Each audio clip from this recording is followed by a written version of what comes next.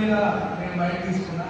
ఎందుకంటే ముందే కండిషన్గా మైక్ ఇచ్చినందుకు మా చంద్రశేఖర్ అన్న గారికి, అదేవిధంగా మన ఆలోచన సాధన సమితి ఏదైతే ఇంతకుముందే నేను చెప్పినట్టు తెలంగాణ రాష్ట్రం మొత్తం మీరు చూడండి, ఆ పెద్ద మనిషి ఇక్కడ మనం 10 నిమిషాలు కూర్చుంటేందుకు, ఒక అర్ధగంట కూర్చుంటేందుకు, ఒక గంట కూర్చుంటేందుకు ఆకలి ఎత్తుతాడు ఒకరు, దుప్పు ఎత్తుతాడు ఒకరు, ఇంకోటని లేకపోతే ఇంకా అనేక రకాల కారణాల వల్ల బయట కొంతమంది, కొంతమంది అటు పక్కకు కొంతమంది, ఫోన్ చెవుకాడ కొంతమంది, ఇంత పెద్ద మీటింగ్ జరుగుతుంటే కూడా రీల్స్ చూసుకుంటాం మన దాంట్లో కొంతమంది.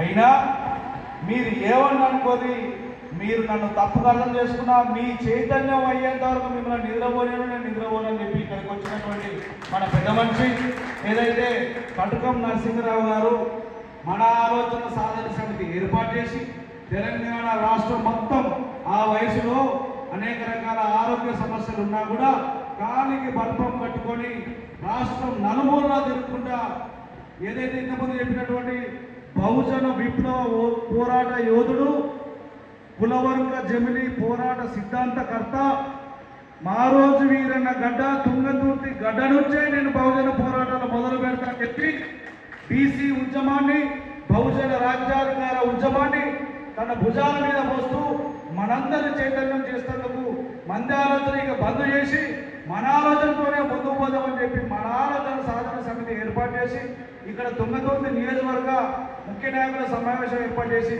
ఇక్కడ ఇంత పెద్ద అవకాశం కల్పించి ఈ కార్యక్రమంలో, ఈ సమావేశంలో నాకు కూడా బాధ్యత కల్పించినందుకు మరొకసారి నరసింహరావు గారికి, చంద్రశేఖర్ అన్న గారికి, సత్యనారాయణ అన్న గారికి, మరొకసారి గడ్డ నరసింహన్న గారికి నా పాదాభివందనాలు, సామాజిక ఉద్యమాభివందనాలు తెలియజేస్తున్నాను.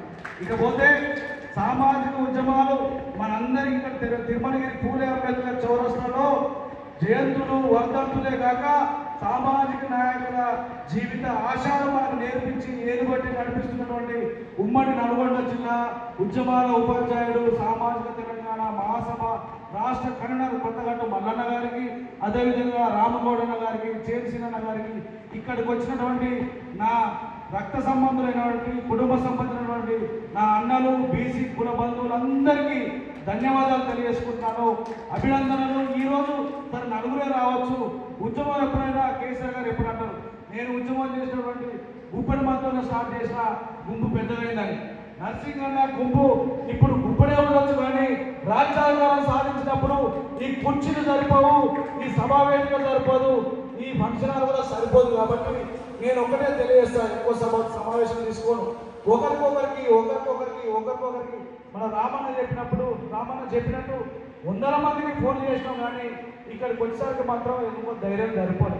నేను ఒక చిన్న ఎగ్జాంపుల్ చెప్తాను. ఏంటి అని అంటే, ఒక ఊర్లో ఒక నైట్ అయింది, శ్మశానం దాటి ఆ ఊరు నుంచి వాళ్ళ ఇల్లు పోవాలి. సరే, నాలాంటి ఒకడు ఆ శ్మశానం దాటి వాళ్ళ ఇంటికి పోవాలి. ఏం చేయాలా ఆలోచన చేసుకుంటా ఆడ ముందు కూర్చున్నాడు. ఎవరైనా వస్తారేమో, సరే పోదామని చెప్పి ఇక చూసుకుంటా కొద్దిసేపటికి రామన్న లాంటి వాళ్ళు ఇంకొకరు వచ్చారు. ఆయనకు కూడా భయమే, ఆయన కూడా శ్మశానం దాటి ఊరుకోవాలి. ఆడ ఒకడు ఉన్నాడుగా ప్రైవేట్ గారు, ఆయన పట్టుకొని పోవాలని రామన్న పట్టుకొని పోవాలని ప్రైవేట్ గారు.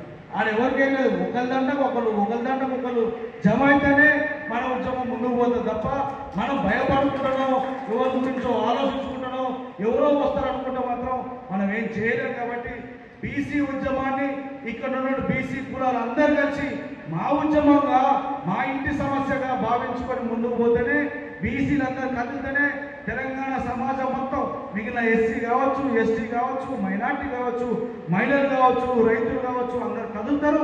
బీసీ ఉద్యమం ముందుకు పోతుంది, బహుజన రాజ్యాధికారం సాధించుకోవచ్చు, బీసీల చైతన్యం కూడా సాధించుకోవచ్చు.